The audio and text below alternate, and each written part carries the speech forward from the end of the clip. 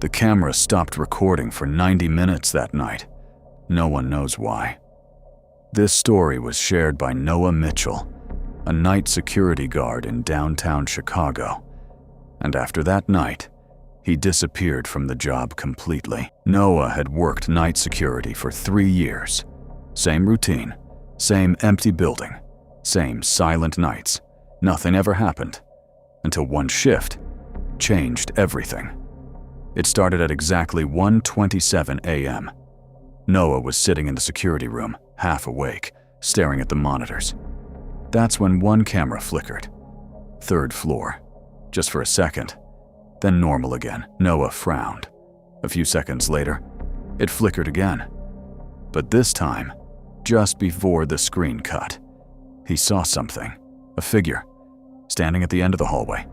Not moving, just there. Noah leaned forward. Okay, not funny. He rewound the footage, frame by frame. Empty hallway. Empty. Empty. Then suddenly, the figure. Just one frame, standing closer than before. Noah's stomach tightened. That wasn't there before. He switched to live view. The hallway was empty again. All right, I'm checking it. He grabbed his flashlight and headed out. The elevator ride felt wrong, too quiet. No hum, no sound. When the doors opened, the hallway lights flickered once, then stabilized. Empty. Noah stepped out slowly. His footsteps echoed louder than usual. He walked to the exact spot. Nothing. He turned around. A loud metallic bang echoed from down the hall. Noah jumped. Hello! No response. He rushed toward the sound. One of the office doors was slightly open. That wasn't possible. All doors were locked. He pushed it open. Inside, chairs were flipped over, papers scattered, like someone had just run out. But the room was empty. No footsteps. No exit. Nothing. Noah backed out slowly. This isn't right. He turned to leave, and froze. At the end of the hallway, the figure, standing again. Closer now. Much closer. Noah's breath stopped. Hey, he shouted. The figure didn't move, didn't react, just stood there. Then, the lights flickered. Once, twice, and in that split second of darkness, it moved. Not walking, not running, just closer. Now halfway down the hallway, Noah stumbled back. No, no. The lights went out completely. Darkness swallowed everything. Noah turned on his flashlight. The beam shook violently. Empty hallway. The figure was gone. Noah ran back to the elevator, pressed the button repeatedly. Come on. Come on. The doors opened. He stepped inside, and immediately felt something was wrong. The mirror inside the elevator showed him standing alone. But behind him, for a split second, something moved. Noah spun around. Nothing there. He looked back at the mirror. Now, it was gone. The elevator doors closed. As it descended, the lights inside flickered. And then, the elevator stopped. Between floors, complete darkness. No movement, no sound. Then, a slow, dragging noise from above, inside the elevator shaft. Noah looked up. Something scratched against the metal. Closer, closer, like it was crawling down, toward him. Nope. He slammed the emergency button. Nothing. The sound stopped. Silence. Then, a loud thud on top of the elevator. Noah screamed and hit the door. Open! Suddenly, the elevator jerked back to life. Doors opened. Ground floor. Noah ran out. Didn't stop. Straight into the security room. Locked the door. Hands shaking. He looked at the monitors and froze. Every single camera was showing the same hallway. Same angle. Same floor. That wasn't possible. Then, on every screen, the figure appeared. At the end of the hallway. All at once. Noah backed away. No, this isn't happening. The figure started moving. Not walking. Glitching. Jumping closer. Frame by frame. Until it was right in front of the camera. Its face, still completely dark. Like a void. Then suddenly, One of the screens changed. Security room camera. Noah slowly turned his head. The monitor showed. The room he was in. The chair. The desk. The door. And something standing behind him. Noah's entire body locked. He didn't turn. He couldn't. On the screen. The figure slowly leaned forward, right behind his shoulder, almost touching him. Noah whispered, "Please, don't." The screen flickered, and the figure was gone. Noah spun around. Nothing there. Silence. He looked back at the monitor and saw something worse. The camera feed was delayed by a few seconds. On the screen, he saw himself, still sitting, not turned around yet. And behind him, the figure again. But this time, it was closer, its head tilted, like it was watching him, learning him. Noah stumbled back. "This isn't real." The screen went black, all of them, at once. Then, the dragging sound returned, right outside the door. Slow, heavy, getting closer. The handle moved, just slightly, then stopped. Noah held his breath. A long scratch sound ran across the door, like nails dragging slowly. Then silence. Noah didn't wait. He ran. Out of the room. Down the hallway. Didn't look back. Didn't stop. He burst through the exit door and ran into the street. Cold air hit in face. He kept running. Got into his car. Hands shaking so bad he could barely start it.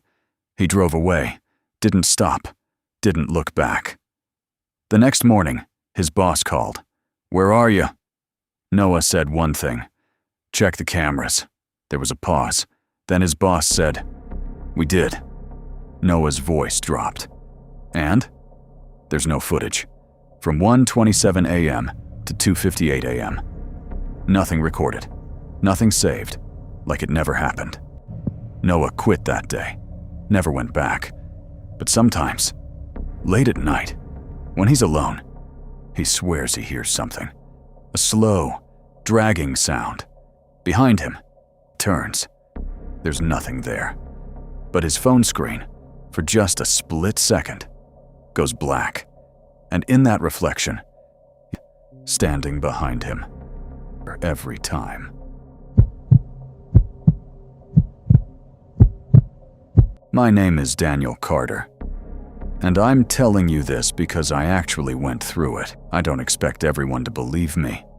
Honestly, I wouldn't either, if it hadn't happened to me. A few years ago, I was working the night shift at a small roadside motel in California. The place was called Seabrook Inn. Nothing fancy. Just a cheap stop for truck drivers and people passing through. My shift was from 11 p.m. to 7 a.m. Most nights were quiet. Too quiet sometimes, but nothing unusual at first. One night, my manager pulled me aside before leaving. He said, "Try not to use room 214 unless you absolutely have to." I laughed and said, "What is this? Some kind of ghost story?" But he didn't laugh. He just looked at me and said, "I'm serious."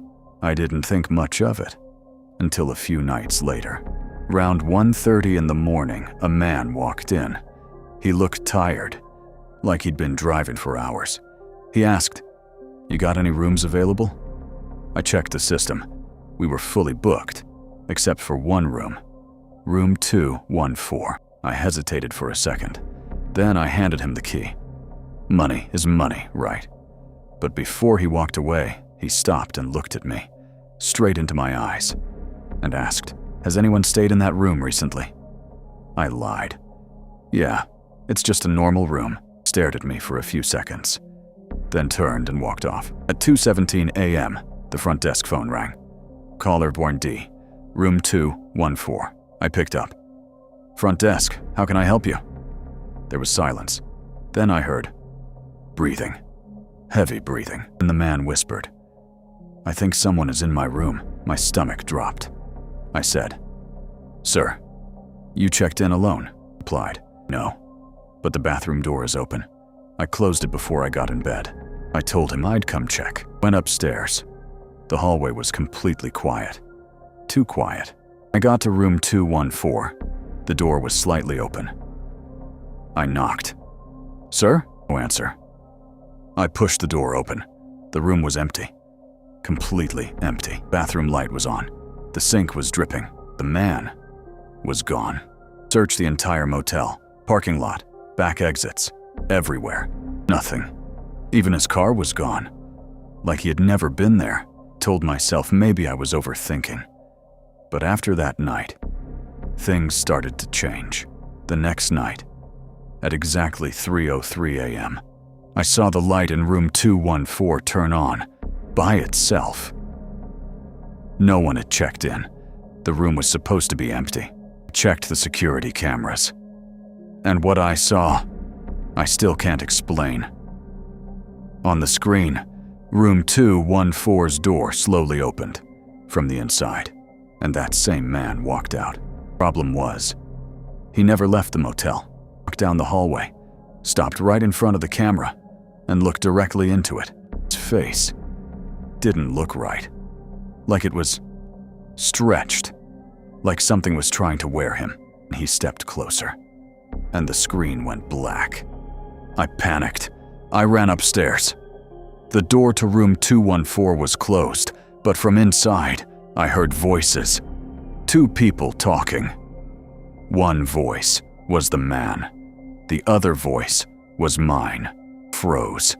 From inside, I heard, "Is anyone at the front desk?" Then, my voice answered, "No, not right now." I ran back downstairs. I couldn't think straight. My desk phone was off the hook. Line. I could hear breathing. Next morning, I was ready to quit. Before I left, my manager stopped me. He asked, "Opened room 214, didn't you?" "Yes." He shook his head, and he told me something I'll never forget. 5 years ago, Anne died in that room.